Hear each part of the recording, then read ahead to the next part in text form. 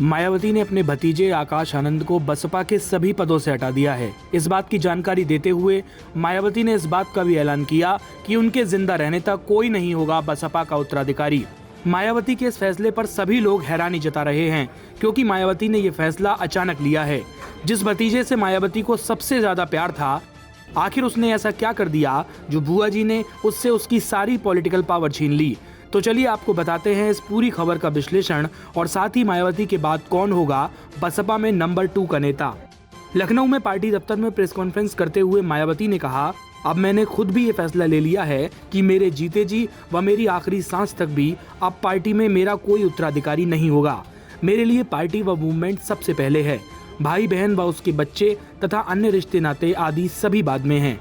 अशोक सिद्धार्थ को, जो आकाश आनंद के ससुर भी हैं, उन्हें अब पार्टी व मूवमेंट के हित में पार्टी से निकाल कर बाहर कर दिया गया है।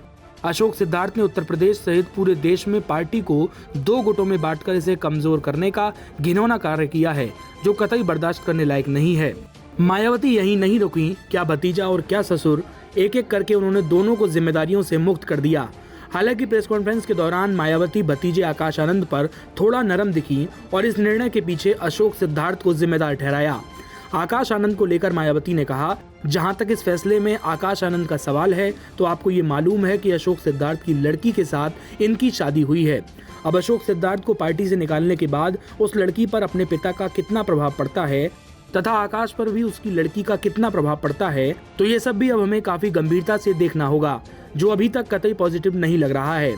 ऐसे में पार्टी व मूवमेंट के हित में आकाश आनंद को पार्टी की सभी जिम्मेदारियों से अलग कर दिया गया है, जिसके लिए पार्टी नहीं बल्कि पूर्ण रूप से इसका ससुर अशोक सिद्धार्थ ही जिम्मेदार है, जिसने पार्टी को नुकसान पहुंचाने के साथ साथ आकाश के पॉलिटिकल करियर को भी खराब कर दिया है। वहीं इस मामले पर आकाश आनंद ने अपनी प्रतिक्रिया देते हुए कहा, मैं परम पूज्य आदरणीय बहन कुंवारी मायावती जी का कैडर हूँ और उनके नेतृत्व में मैंने त्याग, निष्ठा और समर्पण के कभी न भूलने वाले सबक सीखे हैं। ये सब मेरे लिए केवल एक विचार नहीं बल्कि जीवन का उद्देश्य है। आदरणीय बहन जी का हर फैसला मेरे लिए पत्थर की लकीर के समान है। मैं उनके हर फैसले का सम्मान करता हूँ, उस फैसले के साथ खड़ा हूँ। आदरणीय बहन कुमारी मायावती जी द्वारा मुझे पार्टी के सभी पदों से मुक्त करने का निर्णय मेरे लिए व्यक्तिगत रूप से भावनात्मक है, लेकिन साथ ही अब एक बड़ी चुनौती है, परीक्षा कठिन है और लड़ाई लंबी है। मायावती के इस निर्णय के बाद अब हर कोई सोच में था कि अब बसपा का कार्यभार कौन संभालेगा। ऐसे में मायावती ने बिना देरी किए झट से अपने भाई आनंद कुमार और रामजी गौतम को पार्टी का नेशनल कोऑर्डिनेटर बनाने की घोषणा कर दी, जिसके बाद ये तो क्लियर हो गया कि बसपा में अब आनंद और रामजी का ही राज चलेगा। आपको बता दें, 2019 में मायावती ने आकाश को पार्टी का राष्ट्रीय समन्वयक बनाकर उनका पॉलिटिकल डेब्यू कराया था और अपने छोटे भाई यानी आकाश के पिता आनंद कुमार को बीएसपी का उपाध्यक्ष बनाया था। इसके बाद से मायावती पर भाई भतीजावाद के आरोप लग रहे थे। ऐसे में आरोप पार्टी के भीतर और बाहर दोनों ओर लग रहे थे। इसके इतर अशोक सिद्धार्थ भी बीएसपी और मायावती के लिए कोई अनजाने नहीं है। एक समय था मायावती के वफादारों में अशोक सिद्धार्थ का नाम पहली पंक्ति में आता था, लेकिन 12 जनवरी को मायावती ने एक्स पर पोस्ट में लिखा था, दक्षिणी राज्यों के प्रभारी डॉक्टर अशोक सिद्धार्थ चेतावनी के बावजूद गुटबाजी में लगे थे। उन्हें पार्टी विरोधी गतिविधियों में लिप्त होने के कारण बीएसपी से निष्कासित किया गया है। अशोक सिद्धार्थ की बेटी प्रज्ञा सिद्धार्थ से ही आकाश की शादी साल 2023 में हुई थी। अशोक को बीएसपी में मायावती के बाद दूसरी पंक्ति के अहम नेता के रूप में देखा जाता था। मायावती ने अशोक सिद्धार्थ को राज्यसभा भी भेजा था और दक्षिण भारत में पार्टी के विस्तार की जिम्मेदारी दी थी। ऐसे में मायावती के इन फैसलों से खुद उनकी ही राजनीति पर सवाल उठने लगे हैं कि जिन लोगों को मायावती ने खुद ही नेता बनाया, अब उन्हें ही पार्टी से बाहर का रास्ता दिखा दिया गया है। इन 2 फैसलों से मायावती ने स्पष्ट कर दिया है कि चाहे जो भी हो, पार्टी में अगर गुटबाजी करेगा तो उसको बाहर का रास्ता दिखा दिया जाएगा। हालांकि इसका एक पहलू और ये भी है कि शायद अब मायावती का कैडरों पर काबू नहीं रह गया है। जो बसपा एक दशक पहले राष्ट्रीय स्तर की पार्टी थी, अब उसकी उत्तर प्रदेश में मान्यता खतरे में पड़ी हुई है। एक समय बसपा का उत्तर प्रदेश के अलावा दिल्ली, हरियाणा, पंजाब, मध्य प्रदेश और राजस्थान में असर था। हर जगह कोई न कोई प्रतिनिधि पार्टी का जीत रहा था। 2009 में तो हरियाणा से करनाल लोकसभा सीट बसपा ने जीती थी। अभी 2018 में राजस्थान विधानसभा की 4 सीटें बसपा को गईं, पर बसपा अपने विधायकों पर काबू नहीं रख सकी और एक एक करके बसपा के सारे नेता बिखरते गए। कभी कांग्रेस, कभी सपा तो कभी बीजेपी। एक एक करके बसपा के दिग्गज नेताओं ने हाथी की सवारी को छोड़कर किसी दूसरे दल का दामन थाम लिया।